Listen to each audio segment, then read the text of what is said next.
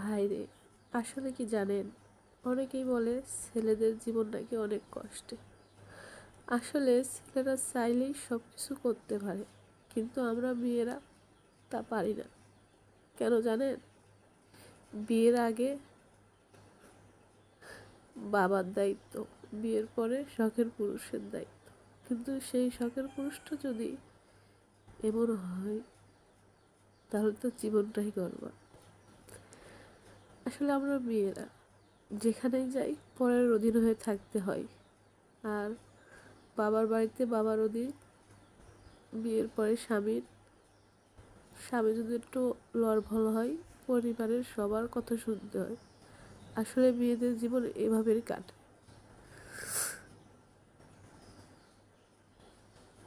আমি জানি না সবার জীবন এক হয় কিনা।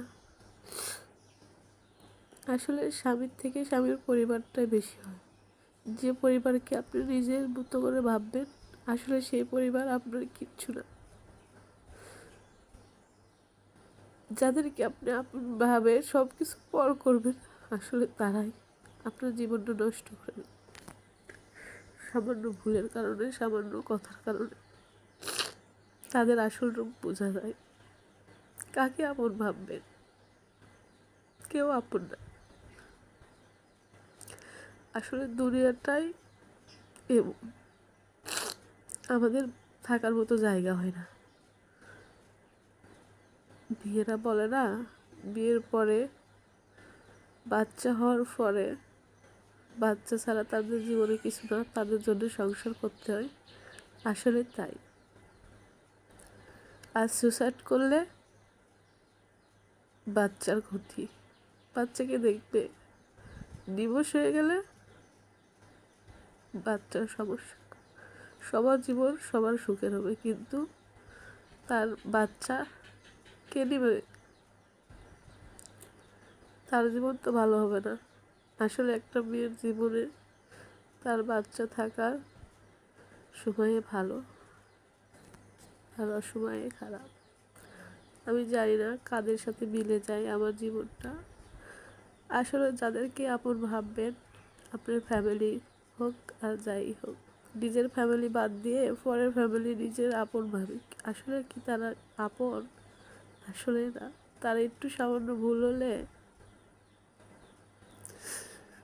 কখনো সেটার জন্য সারা বছরে কি হয়েছে সব কিছু তুলে ধরে। তারা কি আপন হয়? যারাই আপন, তারা ভুলটা সমাধান করে নিজের মতো করে রাখবে।